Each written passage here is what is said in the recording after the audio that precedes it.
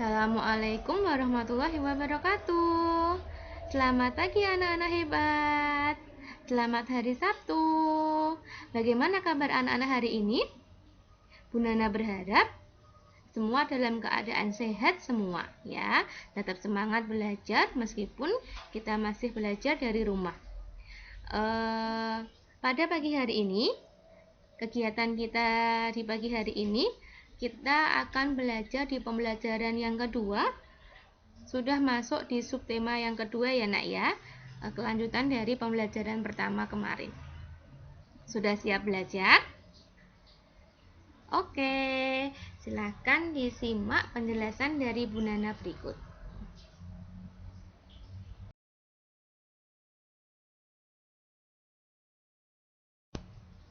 Ya, silakan, itu ada gambar Benny dan Udin ya. Benny dan Udin sedang bermain apa itu ya nak ya? Betul sekali, ya, Benny dan Udin sedang bermain sepak bola ya. Apa yang sedang dilakukan Udin dan Benny pada gambar di samping? Betul sekali, Udin dan Benny sedang bermain sepak bola. Permainan yang dilakukan mereka termasuk permainan menggunakan, kita lihat, dalam permainan sepak bola, alat yang digunakan untuk bermain sepak bola adalah bola, ya. Nah, permainan sepak bola itu termasuk permainan menggunakan bola besar. Kalau kasti itu permainan menggunakan bola kecil, tapi kalau sepak bola, kemudian basket itu menggunakan bola besar. Di mana tempat yang aman untuk bermain permainan tersebut? Di mana kira-kira nak? Betul sekali, iya. Bermain sepak bola itu paling amannya adalah di lapangan. Karena apa? Karena tidak mengganggu orang lain ya. Aman, tidak menimbulkan bahaya. Kalau bermainnya itu di jalan raya, pasti akan menimbulkan banyak sekali masalah. Nah, ya. Kemudian, apa saja yang harus dilakukan Udin dan Benny beserta teman-temannya yang lain sebelum melakukan kegiatan tersebut? Iya, kalau kita akan melakukan aktivitas yang berat seperti bermain sepak bola, kemudian melakukan olahraga yang berat, itu sebaiknya kita melakukan pemanasan terlebih dahulu. Untuk apa? Agar otot dan tulang kita tidak terkejut, tidak kaget tiba-tiba diajak melakukan aktivitas yang berat. Ya. Tujuannya adalah untuk menghindari terjadinya cedera seperti kesleo atau patah tulang, ya kan? Nah, seperti itu. Yeah.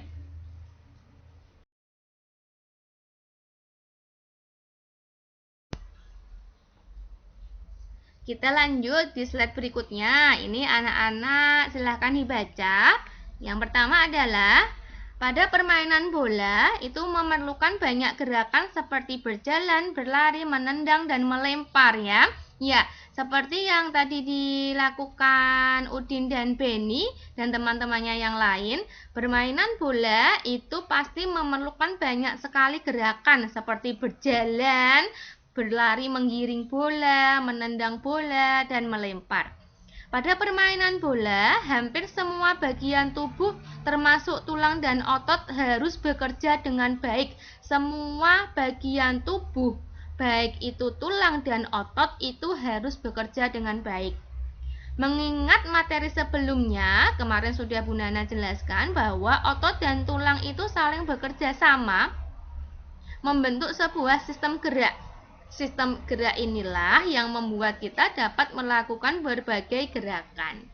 Tadi seperti berlari, berjalan, menendang, melempar, meloncat, melompat. Nah, itu karena adanya kerjasama antara otot dan tulang yang menghasilkan sistem gerak.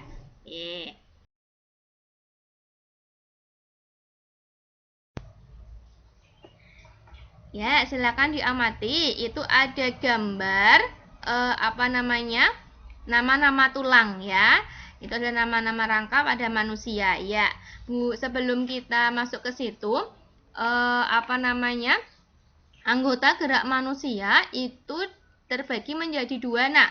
Anggota gerak atas dan anggota gerak bawah. Anggota gerak atas itu terdiri dari tangan kanan dan tangan kiri, sedangkan anggota gerak bawah itu terdiri dari kaki kanan dan kaki kiri. Nah, itu ada gambar itu dari paling atas ya.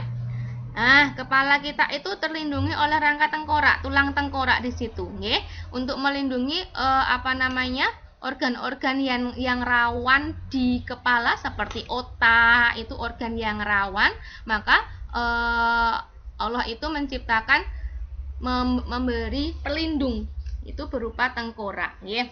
Kemudian, nah, kalau kita bilangnya di janggut ya, itu di bagian pipi bawah itu ada rahang bawah ya.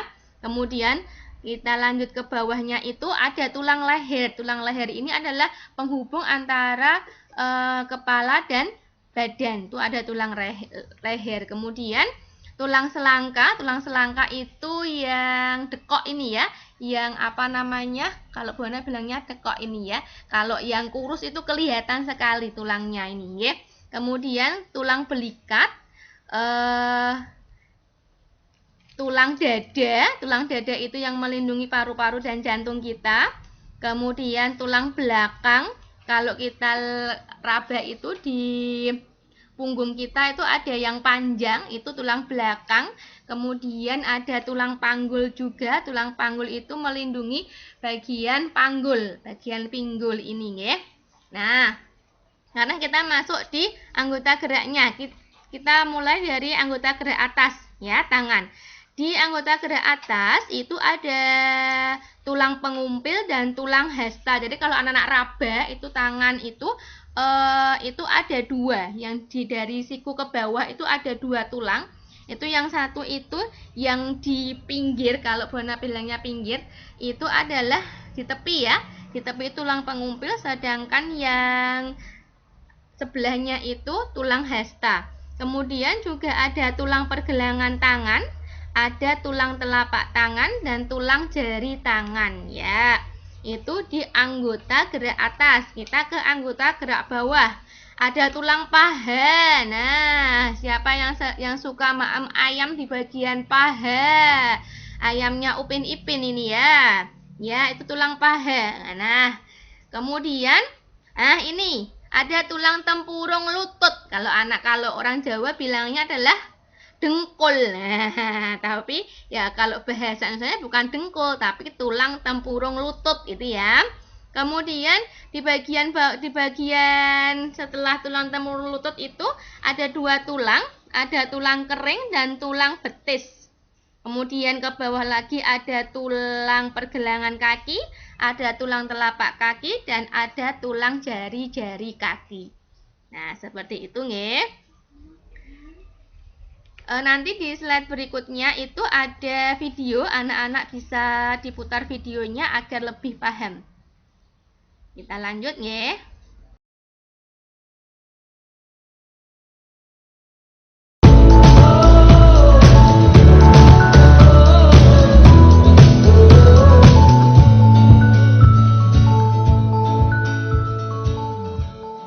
Halo, assalamualaikum. Kembali lagi di channel saya Hidayat Firat.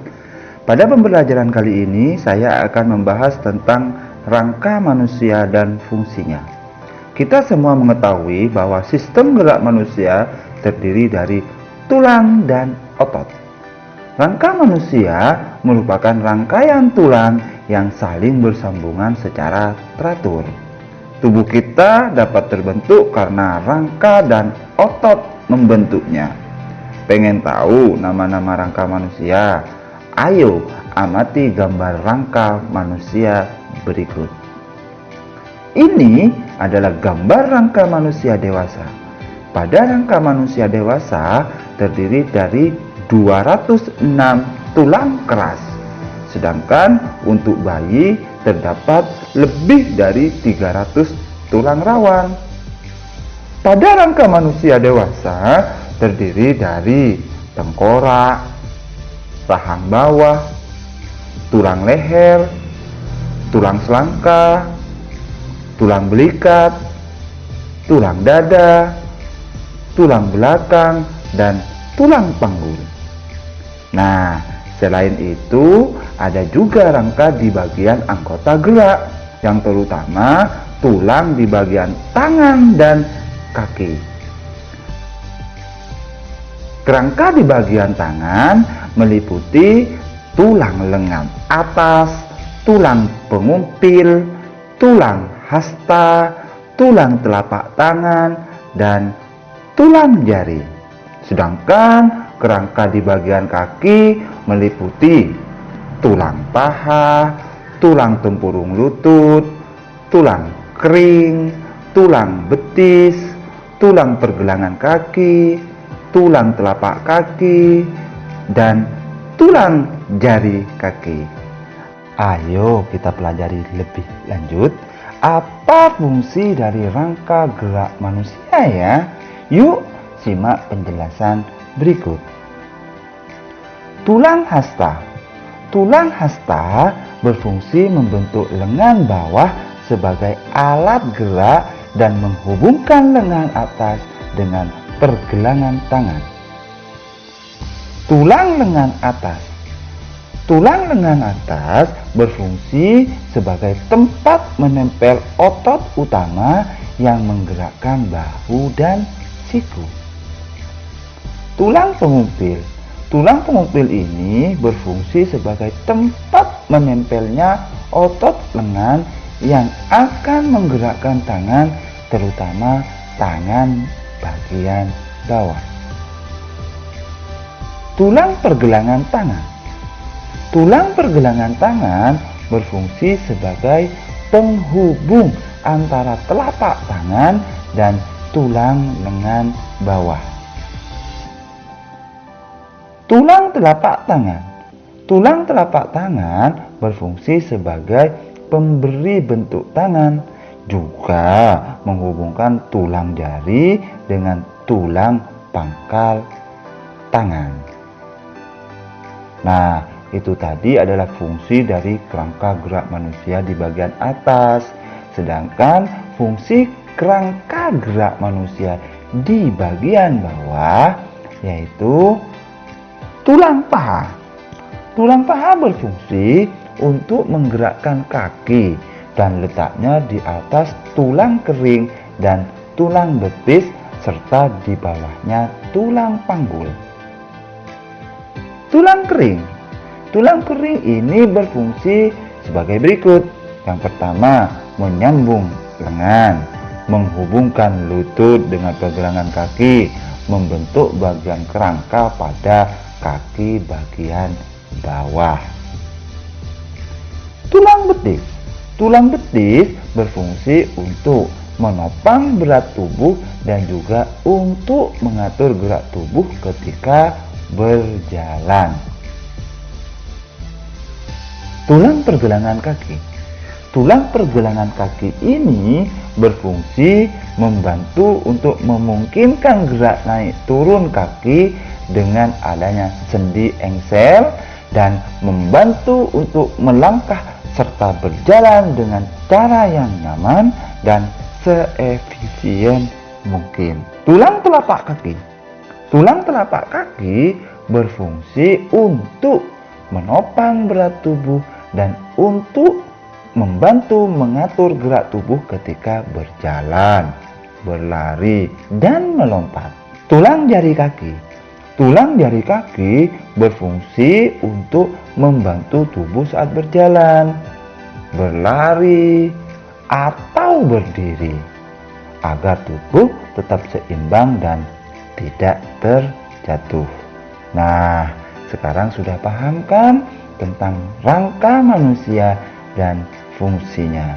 Oke teman-teman, sampai di sini dulu ya videonya. Semoga bermanfaat. Jangan lupa like, share, dan komen untuk tetap mendukung channel ini. Terima kasih. Wassalamualaikum warahmatullahi wabarakatuh.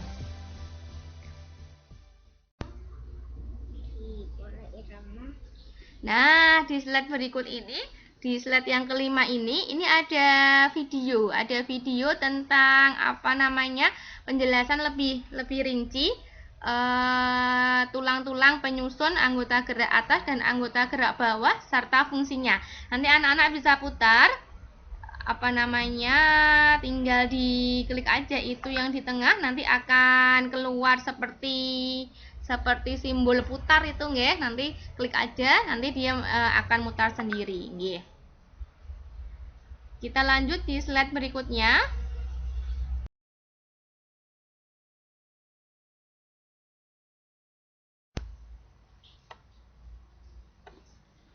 Di slide yang ke-6 ini, nah ini adalah materi SPDP ya nak ya. Ya, materi SPDP kalau kemarin kita di subtema 1 belajar dengan karya gambar ilustrasi ya. Nah, salah satunya gambar ilustrasi adalah cover. Nah, cover atau sampul buku merupakan cerminan dari keseluruhan isi buku. Jadi, sebelum anak-anak itu baca semua halaman yang ada di buku itu, ketika kita lihat covernya saja itu sudah bisa ngira-ngira, oh buku ini nanti akan bahas tentang ini. Seperti kalau anak-anak lihat di cover buku tema 1 itu ada gambar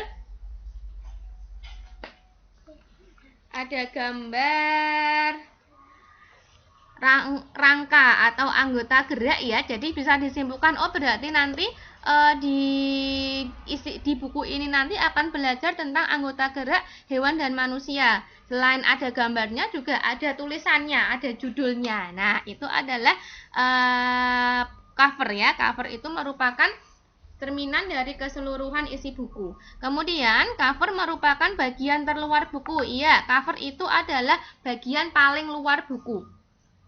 Cover itu sendiri terdiri dari sisi depan dan sisi belakang. Ya, ada depan, ada belakang juga. Biasanya kalau yang depan itu isinya tentang judul, kemudian ada gambarnya. Kalau di bagian belakangnya ini sedikit ringkasannya ya. Nih, kemudian atau sinopsis ya. Cover yang baik adalah bisa mempengaruhi dan menarik minat orang untuk membaca isi buku secara keseluruhan. Jadi, bagaimana si penulis ini memikat pembacanya itu bisa dituangkan di covernya dulu. Kalau covernya menarik dengan judul yang menarik, gambar yang menarik, pasti pembaca ini akan kepo, akan isinya apa ya? Nah, akan penasaran ya, isinya apa ya? Kok gambarnya covernya wes menarik? Berarti dalamnya juga lebih menarik. Nah, seperti itu nggih. Nah, ini unsur-unsur cover. Unsur-unsur cover itu ada judulnya, ada kalimat penjelasnya. Berarti kalau yang di buku paket ini judulnya adalah organ gerak hewan dan manusia. Ini judulnya. Kemudian kalimat penjelasnya ini adalah buku tematik terpadu kurikulum 2013 tema 1. Nah, ini adalah kalimat penjelasnya. Kemudian terdapat nama penulisnya. Ada nama penulisnya tidak itu ya, Nak ya? Oh, ini di belakang ya penulisnya nggih. Ya, ada nama penulisnya. Biasanya di atas atau di bawah itu ada nama penulisnya. Kemudian terdapat identitas penerbitnya, yang menerbitkan siapa? Kemendikbud atau Erlangga atau Yudhistira. Nah, gitu nggih. Kemudian menyertakan gambar yang menarik, terdapat sinopsis isi pada sisi belakang. Sinopsis itu ringkasan atau gambaran isi yang ditulis di sisi belakang. Terdapat identitas buku pada punggung buku. Nah, punggung buku itu yang ada di pinggir buku itu, nah. Kalau di buku tema ini yang ada tulisannya buku tematik terpadu kurikulum 2013 tema 1 organ gerak hewan dan manusia, buku siswa SD MI kelas 5. Nah, ini ya ada di punggungnya. Tuh, itu adalah unsur-unsur cover ya. Kita lanjut di slide berikutnya.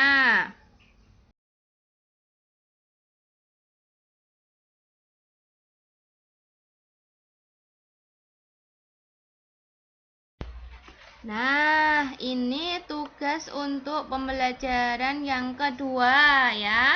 Ada IPA dan SPDP. IPA-nya sebutkan fungsi dari tulang hasta, tulang pengumpil, tulang pergelangan tangan, tulang paha, dan tulang betis. Kemudian untuk SPDP-nya, jelaskan pengertian cover tadi dan sebutkan unsur-unsur cover ya. Semoga anak-anak dapat menyelesaikannya dengan baik ya. Pesan Bu Nana dijawab dengan jawaban yang komplit nih. Jangan hanya 1, 2. Itu unsur-unsur ada berapa tadi ya? Ada 7, berarti dijawab semua 7. Jangan hanya 2 atau 3. Biasakan menjawab dengan komplit agar nanti ketika ulangan atau mengerjakan tes sudah terbiasa mengetahui jawaban yang benar. Ngaten nggih? Ya, silahkan belajar, silahkan menyelesaikan tugas di pembelajaran yang kedua.